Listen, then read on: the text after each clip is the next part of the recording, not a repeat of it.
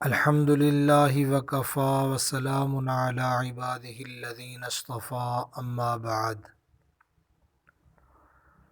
بسم اللہ الرحمن الرحیم عن ابن عمر وعائشة رضی اللہ عنہما قال رسول اللہ صلی اللہ علیہ وسلم ما زال جبریل یوصینی بالجار حتی ظننت انہ سیورثہ او کما قال۔ حضرت عبداللہ بن عمر رضی اللہ عنہما اور حضرت عائشہ رضی اللہ تعالی عنہا ان سے روایت ہے، یہ فرماتے ہیں کہ آپ صلی اللہ علیہ وسلم نے ارشاد فرمایا، ما زال جبریل یوصینی بالجار، جبریل امین ہمسائے کے متعلق ہمیشہ ہی مجھے وصیت کرتے رہے، حتی ظننت انہ سیورثہ، یہاں تک کہ میں نے خیال کیا کہ وہ اس کو وارث ہی بنا دیں گے۔ اسلام میں جہاں اور حضرات کے حقوق بیان فرمائے گئے، وہاں پڑوسی کے بھی بہت زیادہ حقوق بیان فرمائے گئے۔ قرآن مجید میں بھی ہے، والجار ذی القربى والجار الجنب والصاحب بالجنب وابن السبیل۔ ایک تو رشتہ دار ہو، ہمسایہ ہو، اور دوسرا اجنبی ہے، ہمسایہ ہے۔ بہرحال ہمسائے کے حقوق کے خیال کا اسلام حکم دیتا ہے۔ اور اس حدیث پاک میں آپ صلی اللہ علیہ وسلم نے ارشاد فرمایا کہ جبریل امین ہمسائے کے متعلق ہمیشہ ہی وصیت کرتے رہے، اور یعنی اتنی تاکید کے ساتھ ہو گئی پڑوسیوں کے حقوق کے، آپ نے فرمایا میں نے یہ خیال کیا انہ سیورثہ، کہ ان کو وارث ہی بنا دیں گے۔ ظاہر ہے وارث انسان کی اپنی نسل میں، اولاد میں کوئی ہوا کرتا ہے۔ پڑوسی کے اتنے حقوق بیان فرمائے گئے کہ آپ صلی اللہ علیہ وسلم نے یہ جملہ ارشاد فرمایا، انسان کو اپنے گھر والوں کے بعد سب سے زیادہ اور تقریباً روزانہ اپنے پڑوسیوں سے واسطہ پڑتا ہے۔ پڑوسیوں کے حالات، اخلاق مختلف ہوتے ہیں، ان کے بچے بھی ظاہر ہے قریب ہونے کی وجہ سے گھر آ جاتے ہیں، بعض دفعہ بچوں میں لڑائی بھی ہو جاتی ہے۔ ایسے ہی اگر دیہات کے ماحول میں دیکھیں، جیسے اس دور میں ہوتا تھا، آج کل اس طرح جیسا کہ قریب گھر ہیں، شہروں میں عام طور پہ جانور لوگ نہیں رکھتے، اس دور میں ہوتا تھا، اب بھی دیہاتوں میں ہے کہ جانور ہوتے ہیں، بعض دفعہ دروازے نہیں لگے ہوتے گھروں میں، دیہات میں پڑوسی کی بکری، مرغی، کوئی جانور بھی آ جاتا ہے گھر میں۔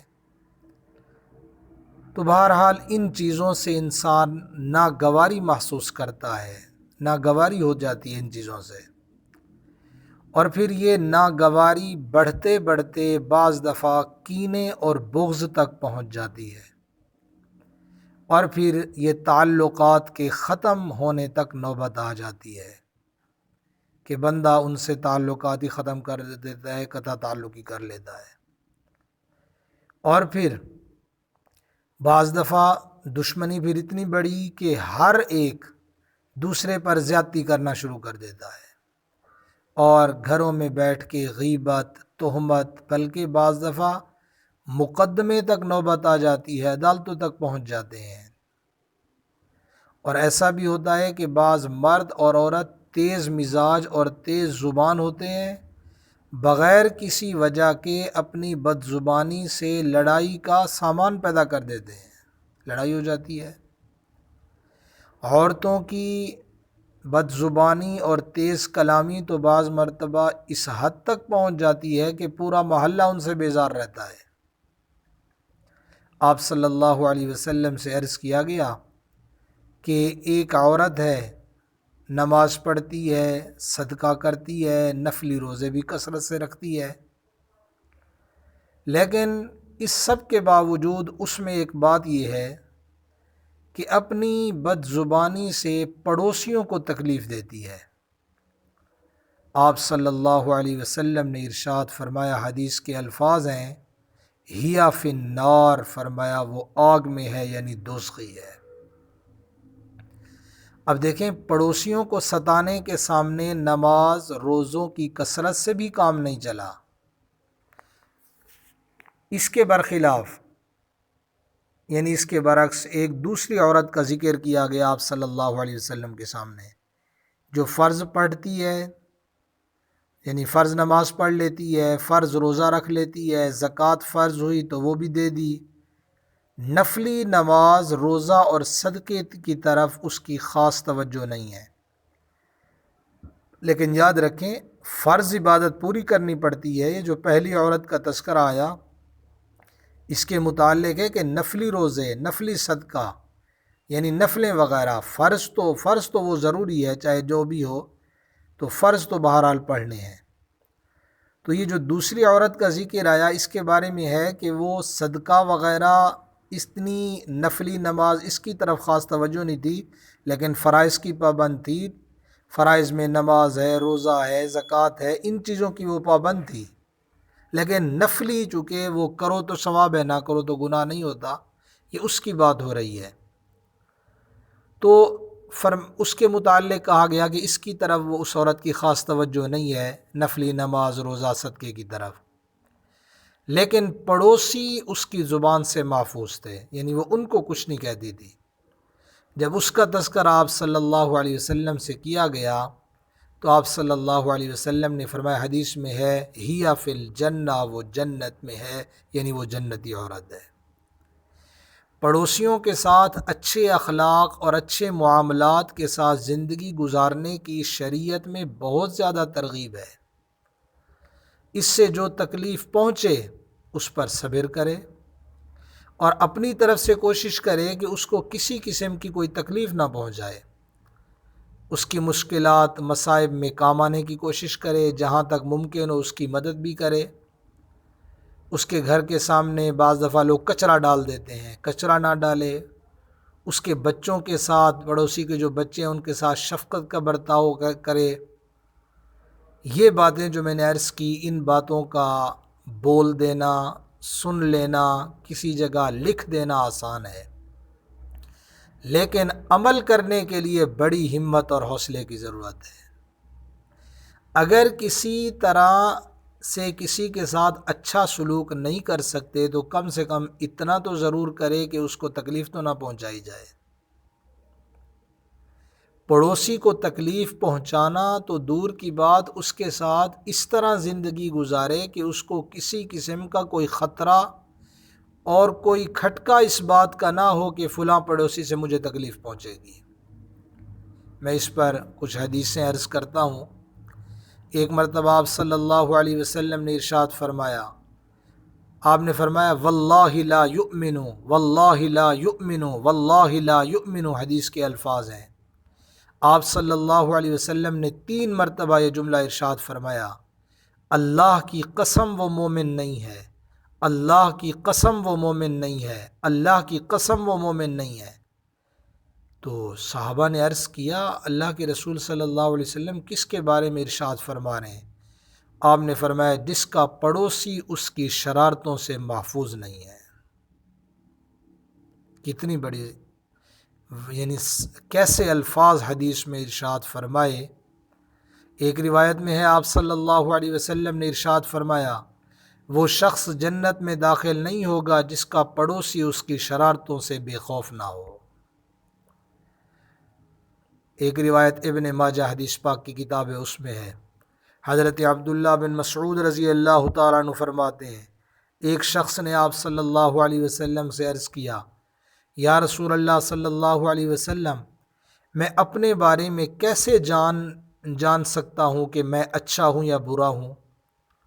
آپ صلی اللہ علیہ وسلم نے فرمایا، جب تو اپنے پڑوسیوں سے سنے کہ وہ تیرے بارے میں یہ کہہ رہے ہیں کہ تو اچھے کام کرنے والا ہے تو اچھا ہے، اور جب تو سنے کہ وہ تیرے بارے میں یہ کہہ رہے ہیں کہ تو برے کام کرنے والا ہے تو برا ہے۔